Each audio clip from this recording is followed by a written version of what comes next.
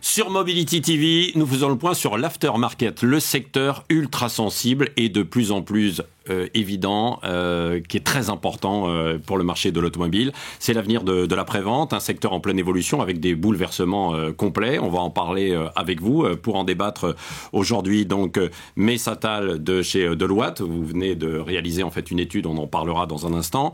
Xavier Passy de JIPA, bonjour.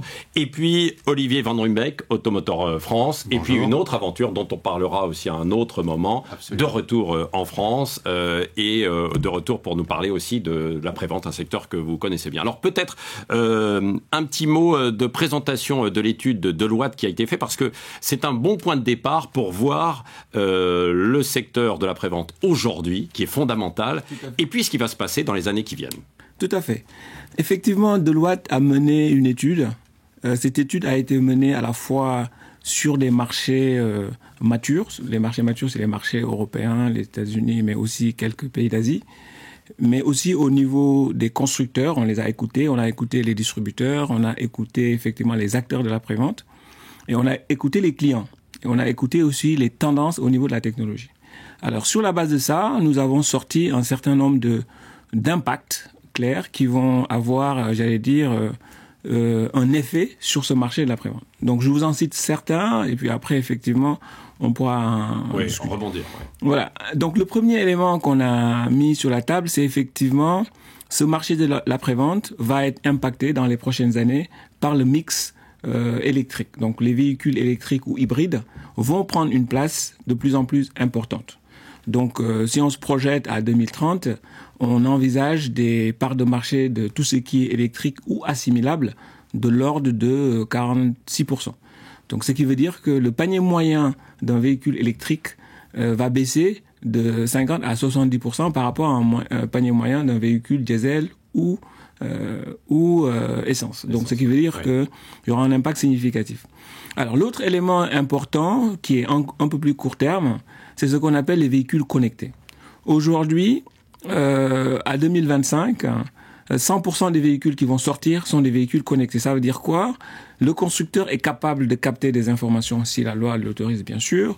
Le distributeur peut avoir des informations, on peut alerter, et c'est des technologies et des plateformes qui devraient permettre à des constructeurs, par exemple, d'améliorer de 10 à 15% la fidélité des clients qu'on perd souvent après 4 ans. Parce que le drame, quelque part, de l'après-vente pour les constructeurs, c'est après une certaine période garantie, le client, on ne le voit plus. Le drame pour les constructeurs. Absolument. Pour les constructeurs. Pas pour les indépendants. Tout à fait. Oui. En revanche, au-delà du constructeur ou des indépendants, ce qui est important, c'est que on est capable, avec la technologie qui n'est pas réservée aux constructeurs, d'avoir un lien beaucoup plus direct avec le client, parce que le véhicule, il est connecté. Il peut être connecté effectivement de naissance, mais il peut être connecté aussi via des prises ODB durant la vie. Donc, l'aspect connectivité est un élément fondamental qui va changer beaucoup de choses. Ouais. On reviendra peut-être sur la voiture connectée en fait tout à l'heure, mais pourquoi aujourd'hui finalement l'enjeu est aussi crucial, Olivier Van Ruymbeck, vous avec votre expérience sur le secteur de l'après-vente? C'est-à-dire que le secteur de l'après-vente, d'abord, c'est un secteur qui, dans un monde de forte variabilité, évolue très lentement, puisqu'il évolue pas simplement en fonction des ventes de voitures neuves, mais il évolue en fonction de l'évolution du parc. Ouais. Comme sur un marché, il se change maximum 5% de voitures par an, c'est-à-dire que 95% de votre parc ne bouge pas d'une année sur l'autre. Donc ça, c'est un élément de stabilité dans un monde incertain. La deuxième chose, c'est que le marché de l'après-vente est un marché lucratif, car c'est un marché où finalement beaucoup d'acteurs gagnent de l'argent, qu'il s'agisse des constructeurs, des équipementiers et évidemment des distributeurs. Donc le deuxième point important, c'est que autant il devient de plus en plus difficile de gagner de l'argent sur les voitures neuves, autant on gagne encore, je dirais, de l'argent sur la partie après-vente. Donc ces deux aspects de stabilité de marché et de gains sont extrêmement importants. Enfin, il y a un troisième élément, c'est l'irruption du marché Internet qui fait que, alors qu'auparavant c'était le garagiste qui déterminait le prix de vente de la pièce, pour simplifier, conseillé par l'équipementier, maintenant vous avez un repère nouveau qui arrive avec, vous vous connectez sur Internet, sur une plateforme X, Y ou Z que je ne citerai pas, et vous avez le prix de la pièce que peut vous facturer le garagiste. Ouais. Avec Amazon qui débarque par exemple, comme un chien dans un jeu de quilles en fait aujourd'hui. Quoi, exactement. Ouais. Et qui complique un peu le marché, quoi, et forcément qui doit s'adapter en permanence. JIPA, vous travaillez avec tous les acteurs.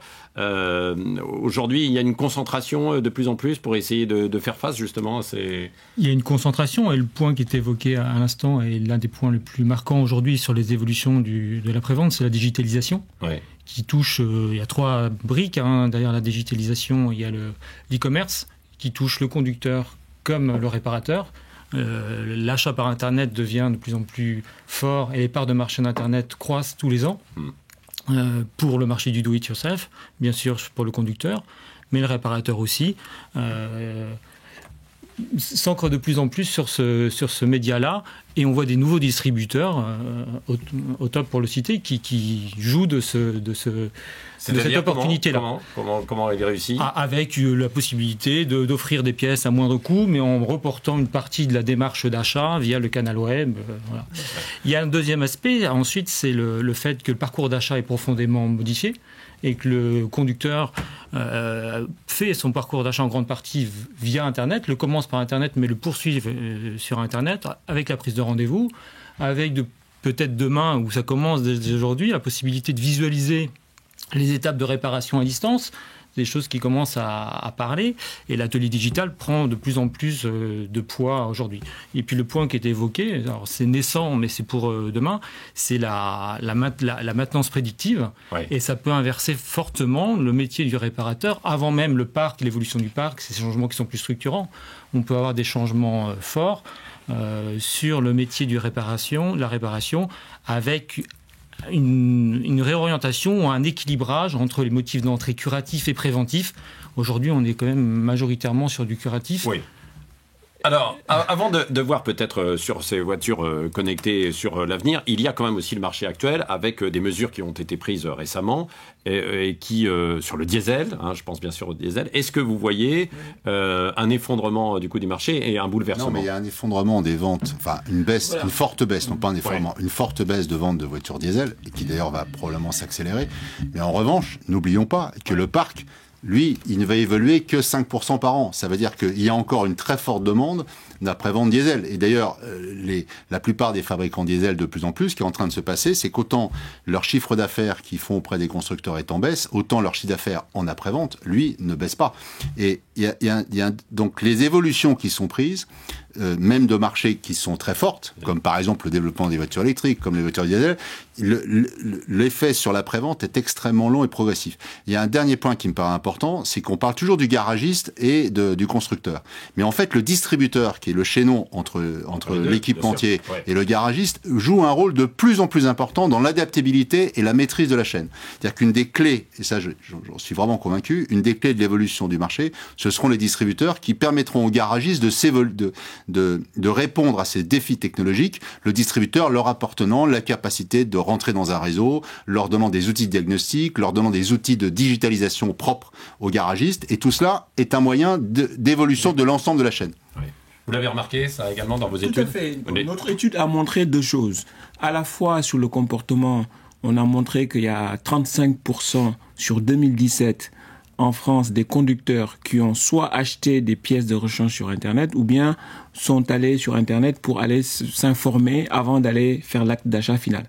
Donc ça, c'est une nouveauté fondamentale. Oui, qui est en augmentation assez forte, j'imagine. C'est ça. Ça progresse. Voilà, ouais, ça progresse. Voilà.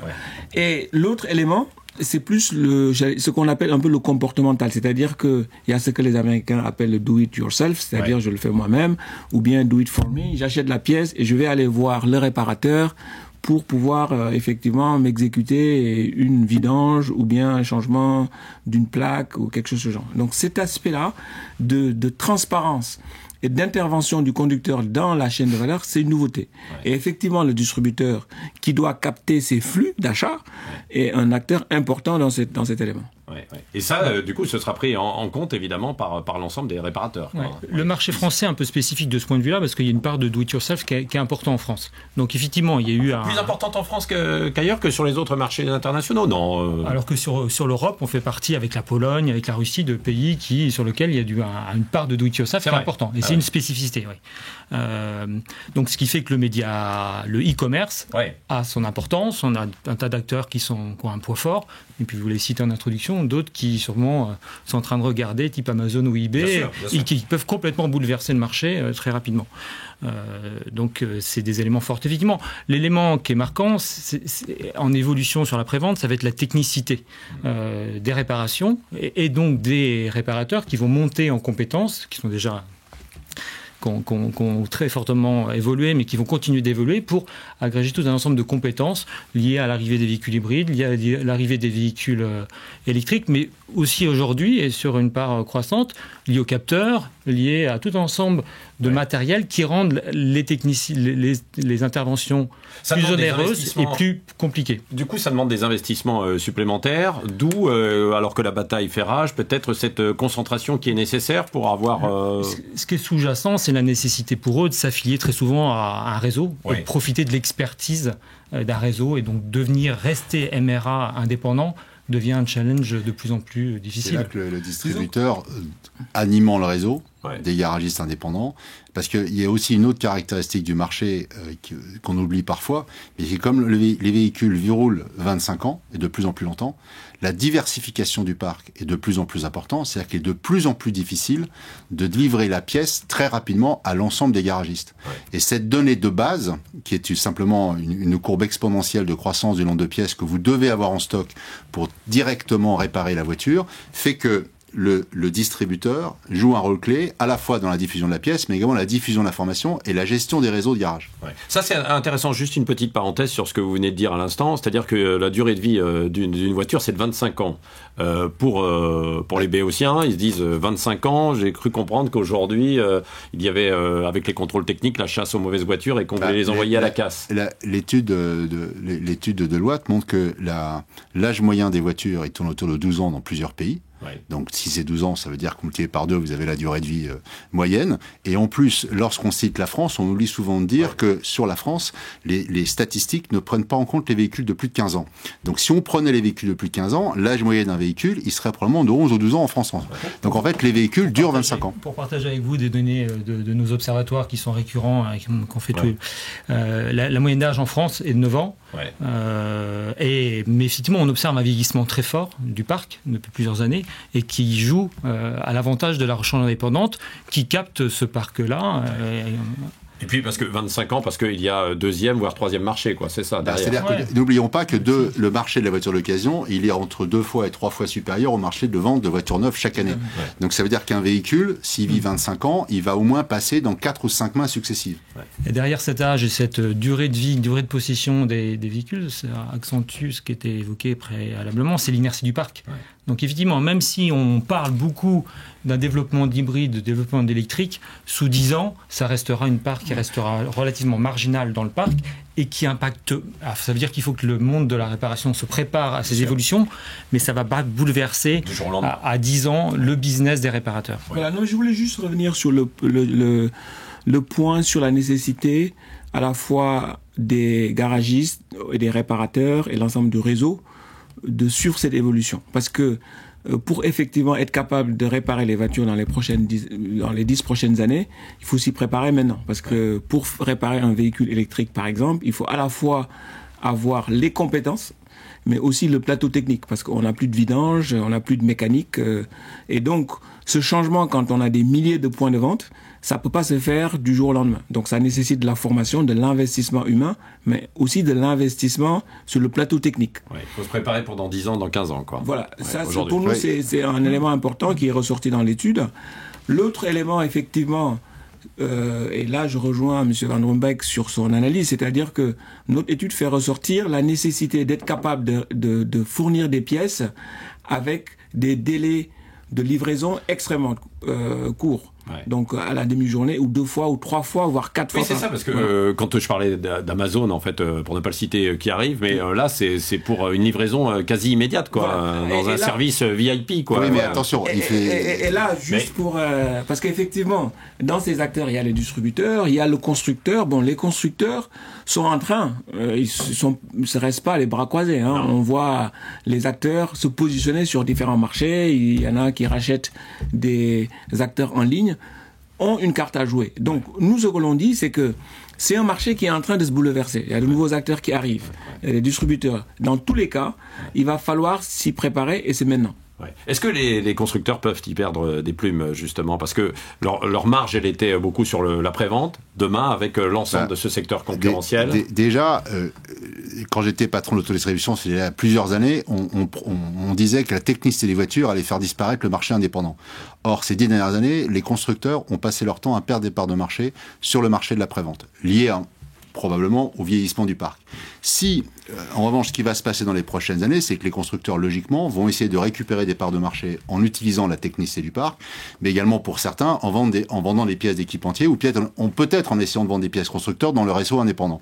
Donc, il va y avoir une bataille, en fait, entre les constructeurs d'un côté et les équipementiers de l'autre, pour savoir qui va capter, finalement, ce marché de l'après-vente. Et puis, peut-être voir les prix également, les tarifs.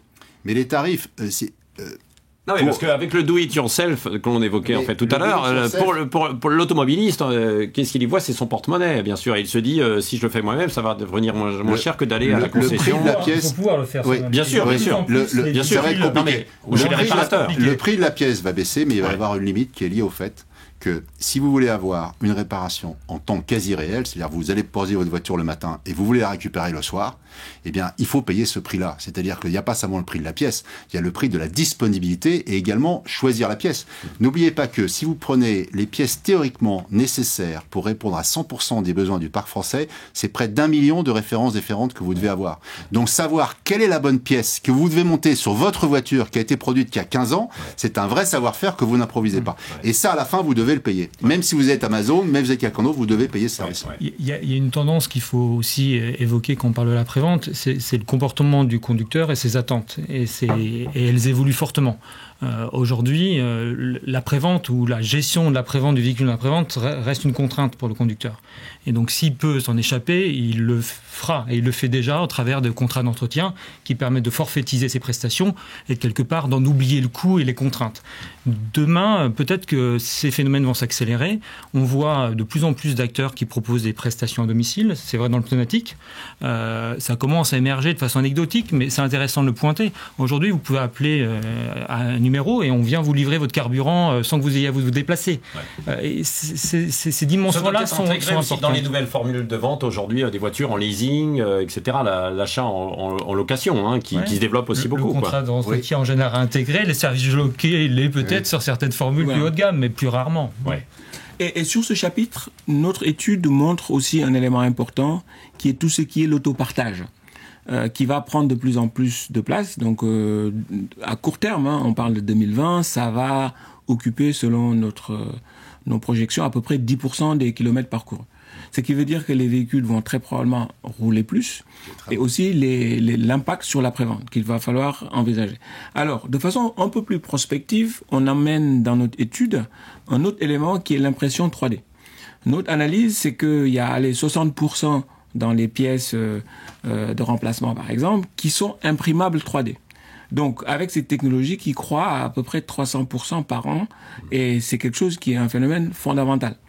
Maintenant, comment ça va se mettre en place en pratique? Parce que ça va bouleverser beaucoup de choses, selon nos prévisions. Ça va arriver. Sur quel impact? Il va falloir effectivement le cibler. Mais c'est un élément qu'il va falloir prendre en compte. Parce que le problème auquel on est confronté, c'est que plus la voiture vieillit, plus le client ne veut pas payer cher la pièce, et donc notamment l'impression en 3D, il faudra s'assurer que le prix de l'impression de la pièce en 3D est vraiment inférieur à une production de série qui sera mise à la disposition par un distributeur au client.